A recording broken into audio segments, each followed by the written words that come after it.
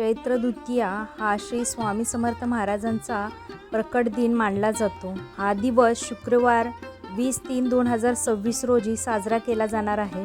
तर आपण जाणून घेऊयात की स्वामी प्रकट दिना दिवशी कोणकोणती सेवा करावी। त्यासाठी व्हिडिओ स्किप न करता शेवटपर्यंत नक्की बघा। हॅलो नमस्कार, श्री स्वामी समर्थ।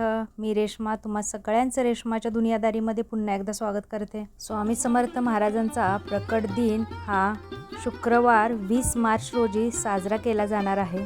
चैत्र द्वितीया तिथीला स्वामी समर्थ महाराजांचा प्रकट दिन मानला जातो।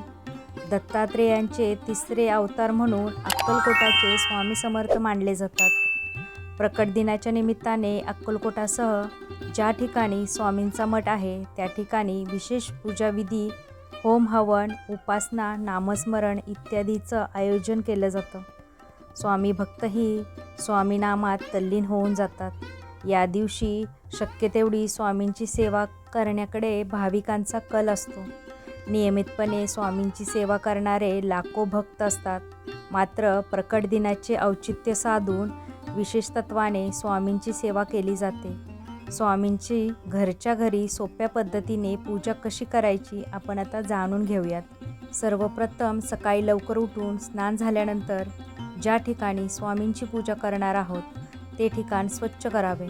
त्यानंतर चौरंगावर स्वामींची प्रतिमा किंवा स्वामींची मूर्ती असल्यास तिची स्थापना करावी। स्वामींचे आवाहन करावे। पंचामृताने अभिषेक करून स्वामींना नैवेद्य दाखवावा। अभिषेक झाल्यानंतर वस्त्र, गंध, अक्षता, तुळशीची पाने, फुले, फळे स्वामींना अर्पण करावीत। धूप, दीप आणि नैवेद्य दाखवून स्वामींची आरती करावी।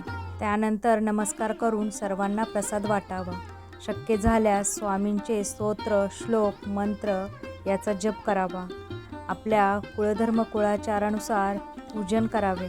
विशेष म्हणजे स्वामींना आवडतील अशी फुले अर्पण करावी। स्वामींचे आवडते पदार्थ नैवेद्य म्हणून अर्पण करावेत। पूजा झाल्यानंतर पिवळ्या रंगाची मिठाई, वस्त्र इत्यादी गोष्टी स्वामींना अर्पण करावे। 108 वेळा स्वामी मंत्राचा जप करावा। 108 वेळा शक्य नसल्यास जितके जमेल तितक्या वेळा स्वामी समर्थांचा जप करावा। स्वामींच्या लीला अगाध आहेत। स्वामींचा थांग कोणालाही लागू शकत नाही। स्वामी आपल्यावर कधी कृपा करतील हेही कधीही कोणी सांगू शकत नाही। मात्र जेव्हा कृपा होते तेव्हा शुभ आशीर्वाद मिळतात। जेव्हा स्वामींचा अनुभव येतो तेव्हा धन्य झाल्यासारखं वाटते। म्हणूनच स्वामींवर अपार श्रद्धा आणि दृढ विश्वास ठेवा। स्वामी तुमचे नक्की शुभ करतील अशी अढळ श्रद्धा कायम मनात ठेवा। महाराजांप्रती केवळ नम्र शरणागत आणि समर्पण भाव ठेवा।